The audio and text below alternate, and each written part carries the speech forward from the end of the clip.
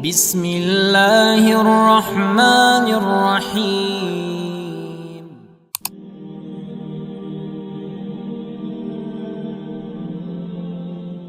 Sungguh-sungguh Allah sangat ridho ketika seorang hamba itu makan ketika sesuap nasi dia muji Allah, ketika minum seteguk nasi dia muji Allah. Itu kalau orang diridhoni Allah itu wali betul. Itu untuk jadi wali itu gampang. Kamu makan ridho, kamu nginjak buminya Allah ridho seneng, kamu hidup keseharian aman seneng. Nah ini supaya sampean kita semua ngaji betapa panduan Rasulullah untuk menggapai ridho Allah itu banyak yang keseharian sekali. Saking kesehariannya banyak dalam hadis dan itu sahih. Nabi menyebut hal-hal yang keseharian. Hatta ma tas'alu fi imra'atika, kamu punya uang kemudian istri kamu bisa makan, itu ibadah. Bahkan sebagian ibadah itu dicontohkan Nabi yang akhirnya diprotes sahabat, yaitu wa fi buti ahadikum sedekah, kamu menggauli istri kamu itu ya sedekah. Sampai sahabat bilang, yang benar ya Rasulullah, ayati ahaduna syahwatahu wa huwa lahu ajrun, masa urusan biologis, urusan syahwat kemudian dia dapat pahala. Nabi menjawab, alaysa law wada'aha fi haramin akana alaihi wisrun, bagaimana kalau dia meletakkan ke yang tidak benar, itu kan dosa. Nah, hal-hal seperti ini yang saya ingin teman-teman semua, saya juga agak ingin ngaji demi Anda, juga agak ingin. Itu dosa sekali ngaji kok pesanan kelompok tertentu itu gak boleh. Islam itu untuk semua, jadi ya cuma karena di depan saya jenengan ya seakan-akan jenengan korbannya.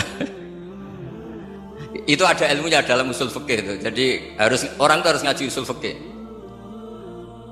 Nama yang disebut, mungkin Mas Sufyan masih ingat zaman ngaji usul fikih, nama yang disebut itu tidak jaminan sebagai prioritas perintah. Jadi misalnya gini, kebetulan yang di depan Nabi itu Abu Dzar, Nabi ya bilang, ya Abu Dzarin ini uhibbuka misalnya, atau ya Mu'ad ini uhibbuka, atau ya Abu Hurairah ini uhibbuka. Banyaklah riwayat yang Nabi nyebut ya Abu Dzarin, ya Mu'ad, ya Abu Hurairah. Kemudian misalnya Nabi meneruskan khitab, ini uhibbuka, saya mencintai kamu, fakul dubur sholatin, atau sebagian riwayat disebut fala tada'anna dubura kulli sholatin Allahumma inni ala dzikrika wa syukrika wa husni ibadatik. Saya mencintai kamu, siapa saja, Mu'ad bisa, Abu Dzar bisa, siapa. Saya mencintai kamu, mohon kalau habis sholat kamu jangan lupa wiridan Allahumma inni ala dzikrika wa syukrika wa husni ibadatik. Ya Allah, tolong kami permudah supaya mudah ingat Engkau. Anda tidak bisa mentang-mentang, wong nama saya Parmin, nama saya Purnomo, itu yang diperintahkan Mu'ad misalnya. Jadi yang disebut satu, tapi khitab itu untuk siapa saja.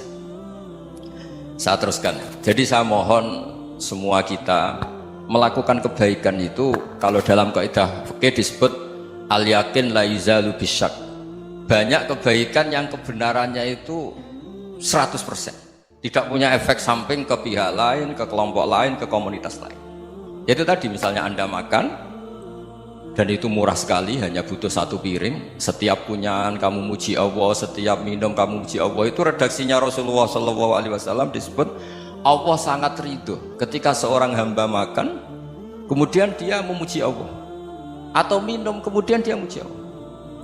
Logikanya gampang, negara seperti ini yang kamu harapkan bentuknya kayak apa, mertua, ipar, komunitas, tetangga, itu nyata terjadi itu kan belum pasti.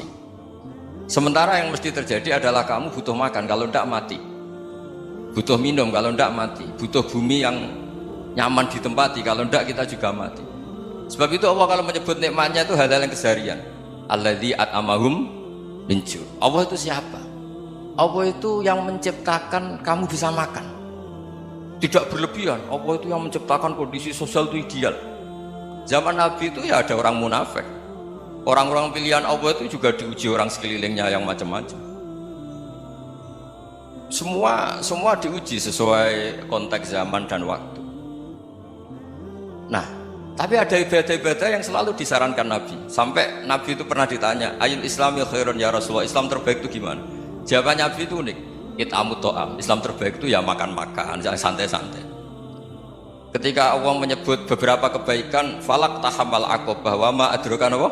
Mal aqobah. Terusannya apa? Fakku rokobah. Terusannya apa? Au it'amun fi yaumin di masubaya, atau acara makan-makan itu juga Islam. Kenapa?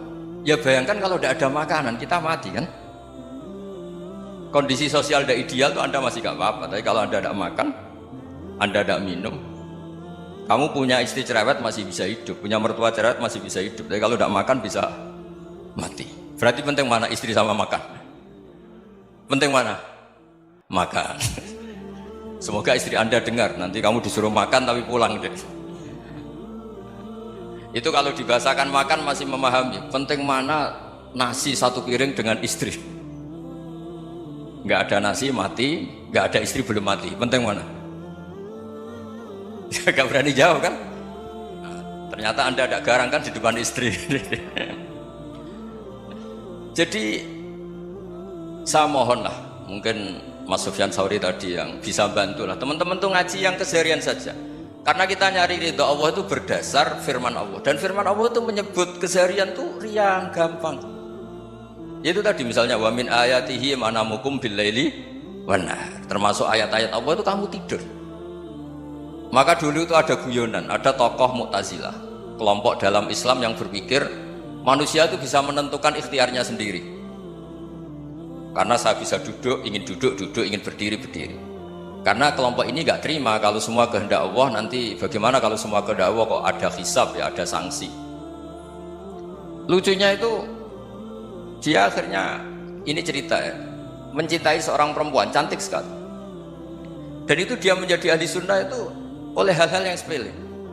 Karena istrinya cantik, ya namanya suami istri itu hubungan intim. Terus ditanya, Mas, masih ingin lagi? Masih. Silahkan diulang lagi. Wah ya tidak bisa. Katanya manusia bisa menentukan yang diinginkan. Itu tobat itu. Itu nggak bisa ditobatkan Mas Sufyan Ats-Tsauri. Orang cantik yang mudah nobatkan orang itu orang cantik. Segampang itu. Akhirnya kita tahu. Makanya kalau dalam kitab Hikam itu disebut al-aqil mayyakul madza yaf'alu wa hubi wal ghafil mayyakul madza af'al. Orang yang punya akal karena sadar ini wilayah Allah, semua milik Tuhan, itu dia tiap hari berpikir besok Allah akan melakukan apa terhadap dunia ini. Kamu merencanakan suatu mau plesir ternyata gempa, mau wisata ke Rusia ternyata perang. Kamu tidak pernah tahu apa yang akan terjadi besok. Wa ma tadri nafsum madza taksibu ghadan. Tapi anda semua kita ini sering punya jadwal permanen. Makanya saya kalau diundang siapa saja bisa takdir. Yang jelas Gus ini acara penting. Ya masih acara penting nak pangeran ngersakno piye kok ape dadi pangeran kamu kok mau jadi Tuhan. Itu kadang ya kiai. Penting Gus acara ini jenengan harus memastikan bisa.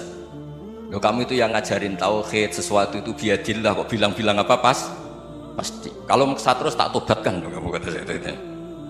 Ya kalau gitu Gus bilang insyaallah. Wah itu hati saya, fisik saya, roh saya sudah bilang insyaallah. Enggak usah kamu latih kata saya. Nah hal-hal tauhid keseharian itu gampang sebetulnya. Wal ghafil yaqulu madza af'al. Tapi orang yang lupa Allah dia setiap hari bilang besok apa, kita bisa melakukan apa. Seakan-akan dia itu aktor, dia penting, dia subjek permanen dia. Padahal kita ini hanya objek kehendak Allah Subhanahu wa taala. Karena kita yakin sesuatu yang terjadi di alam raya ini kita tidak bisa apa-apa. Makanya saya sering ngaji, sering bilang saya, ketika Anda mensifati Allah, dia yang menghidupkan. Sudah itu tanamkan, sehingga ketika kita mati, santai saja. Kenapa santai? Allah punya cara menghidupkan kita. Zaman kita hidup juga gak tahu caranya ngelola jantung, ngelola paru-paru. Kamu juga gak tahu ngelola oksigen yang tidak beracun, tidak ngandung polusi. Tahu-tahu hidup. Gak ingin tua ya tahu-tahu tua, gak ingin mati tahu-tahu mati. Selama ini kita hidup juga gak tahu apa-apa sebetulnya. Hanya gaya tok, punya jadwal, punya planning. Kalau kamu bisa menentukan pilihan Anda, pasti Anda istrinya cantik, 4 neriman semua, kona'ah semua. Nyatanya enggak kan? Sudah 1 jelek, cerewet. Wah itu kan, nyatanya enggak bisa apa-apa Anda kan? Dan kamu bawa mati lagi. Itu kan, istri Anda juga gitu, punya keinginan, punya suami yang ganteng, yang jabat, yang neriman, yang enggak poligami. Ya enggak kesampaian juga. Kalau kita ngitung tingkat kegagalan kita itu gagal terus. Ya kan? Nah, terus ingat Allah, madza yaf'alu wa hubi. Orang yang punya akal selalu berpikir Allah itu menghendaki apa terhadap saya. Dong sama-sama orang. melihat orang yang serius, itu kata Anda itu pemikir berat, serius, senang punya tokoh yang merengut tuh, karena kamu anggap serius. Tapi sebagian orang anggap orang yang serius itu wong merengut, wong masam, wong muka kok ditekuk. Jadi sama itu hati ya muqallibal qulub tsabbit qalbi ala dini, karena kita nggak tahu cara berpikir kita tentang orang lain, tentang sekeliling kita. Misalnya kita orang baik yang jenis ngurmat fakir miskin, ada orang bangun masjid mewah itu janggal. Apa artinya masjid mewah kalau banyak orang kelaparan? Tapi kalau yang jenis pendidikan, apa artinya masjid mewah kalau tidak bisa ngaji? Nanti yang jenis infrastruktur, apa artinya ini kalau semuanya punya sudut pandang yang berbeda-beda. Dan Islam mengapresiasi semua kebaikan. Tapi katakan semua kebaikan itu adalah kehendak Allah Subhanahu wa taala. Karena apapun baik Anda itu pakai fasilitas yang diberikan oleh Allah Subhanahu wa taala. Sehingga ini yang disebut qulillah tsumma darhum fi khawdihim yal'abun. Ya kembali tadi ke tema-tema bahwa keseharian Anda ini sudah Islami. Saat Anda tidak bisa melakukan apa saja. Saya sering ada jenazah, biasanya kalau tetangga meninggal saya sering disuruh ngelepas. Saya bilang orang ini baik karena sering ngelamun di rumah, sering nganggur di rumah. Ditanya sama anaknya, kenapa Gus nganggur baik? Ya kalau dia nganggur artinya juga agak berbuat sesuatu yang maksiat kan? Ya kan, orang nganggur di rumahnya ya tidak bunuh orang, tidak maling, tidak korupsi, ya namanya nganggur di rumah. Lah cuma istri cara pandang nganggur gak menghasilkan uang itu, tapi juga gak menghasilkan kriminal kan. Jadi sebenarnya Islam itu cara, makanya kalau sampai ngaji usul fikih itu ada kitab usul fikih namanya Lubul Usul, itu terkenal sekali di pesantren itu. Itu kalau ngapresiasi keseharian itu luar biasa. Izma min mubahin illa wa yatahaqququ bihi tarku haramimma, karena keseharian yang mubah saat Anda lakukan itu ada kehebatan yang luar biasa, yaitu meninggalkan haram. Makanya dulu banyak orang-orang alim ketemu temannya itu guyon sampai semalaman. Itu biasanya yang semangat Islam itu, kiai kok tidak tahajud, kiai kok tidak witir. Orang yang sedang mapan uangnya banyak, malam itu tidak kelayaban itu sudah luar biasa. Melawan nafsu supaya tidak maksiat itu sudah luar biasa, supaya lupa guyon sama temannya semalaman sampai subuh, gejolak-gejolokan kenang zaman miskin, zaman kuliah gak jelas, zaman apa. Melihatnya jangan tarkut tahajud seperti ini, meninggalkan tahajud, tapi meninggalnya ini talkul muharramat. Jadi kayak apa hebatnya? Sehingga Imam Ghazali punya riwayat yang agak unik. Hatta takuna ibadatu akhiri hadil ummah iku an-naum. Sehingga suatu saat ibadah terbaik umat ini itu tidur. Itu kan riwayat kontroversi. Ketika Imam Ghazali saja, kenapa iya? Kenapa kamu mulai keluar dari rumah itu sudah banyak maksiat, melihat perempuan yang enggak mahram, melihat fenomena. Tapi kalau kamu tidur itu enggak melihat apa-apa. Tapi juga kamu jangan nganggap tidur itu ibadah betul. Saatnya melakukan fardu ain malah masih tidur. Tapi itu sudut pandang yang menjadikan kita Islam itu gampang. Jadi saat Anda tidak bisa aktivitas apa-apa, misalnya ada beberapa orang yang lumpuh. Lumpuh itu memang nggak bisa Jumatan, nggak bisa ibadah, tapi dia juga nggak bisa maksiat. Tidur itu memang Anda saat itu nggak bisa tahajud, nggak bisa witir, tapi saat itu ada zina, ada maling, nggak gosipkan orang, nggak bully orang, nggak menanamkan kebencian, nggak hasud. Sehingga tidur menurut Allah Taala wa min ayatihi manamukum billaili apa? Wan-nahar. Karena di tidur itu selain ada unsur istirahat, jaga stamina, juga ada unsur meninggalkan beberapa keburukan. Nah, saya mohon ibadah yang keseharian ini kita jaga supaya kita semua baca ayat itu fase itu tertanam di hati. Allah itu siapa? Alladzi at'amahum min ju'i wa amanahum min khauf. Dan Allah kalau cerita di Quran itu anna sababnal ma'a sabba tsumma syaqqaqnal ardha wa syaqqa fa ambatna fiha habba wa inaba wa qadba wa zaituna wa nakhla wa hadaika hulba. Kamu tahu saya ini siapa, kata Allah? Saya ini adalah Tuhan yang menurunkan air, kemudian ada tanaman banyak, habba wa inaba wa qadba, ada zaitun, ada tin, kalau orang Jawa mungkin ada tela, ada padi, ada mangga, ada pisang. Sudah. Wa inaba wa zaituna wa nakhla wa hadaika hulba, ada perkebunan yang lebat. Tujuannya apa? Mata Allahum, silahkan kamu pakai, kamu nikmati. Tapi karena kadang kita ini punya ide-ide besar. Tadi untuk syukur saja nunggu punya istri riman, rumah baik, tetangga baik, komunitas baik, semuanya baik baru syukur. Lama-lama nanti ada di surga, syukurnya nunggu surga paling kelas A. Itu sudah ada yang menghuni Rasulullah, kamu nggak boleh di situ. Masa untuk syukur saja repotnya, masya Allah. Jadi mohonlah Quran yang kalau anda hafalkan juz sama itu kan ada ayat-ayat yang kayak tadi. Ya, fal yang dzuril insanu ila ta'ami. Coba lihat apa yang kamu makan ya, dari mana, dan untuk mempertahankan hidup kamu keseharian.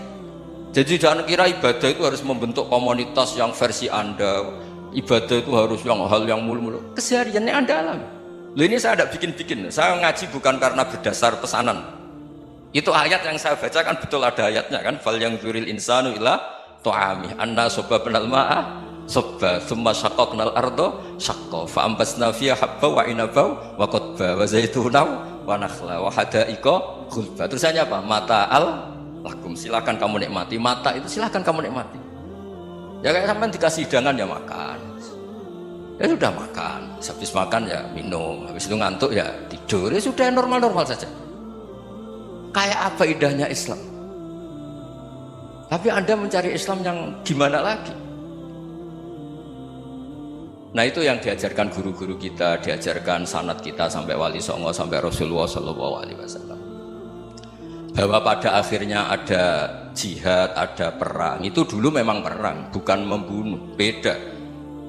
Dulu kita dijajah Belanda ya perang, dan itu normal karena kita dijajah. Jadi ketika orang lain ingin baik sama kita, wa in ahadum minal musyrikin astajaruka ya fajirhu hatta yasma'a kalamullah. Kalau mereka ingin baik ya kita baik. Makanya ada istilah musta'man, mu'ahad. Kalau mereka ingin damai, berdampingan dengan kemajmukan ya itu yang lebih baik. Karena memang Islam menghormati proses perdamaian. Wa in janahu lis-salmi ya fajnah lah. Kalau ingin damai ya kita harus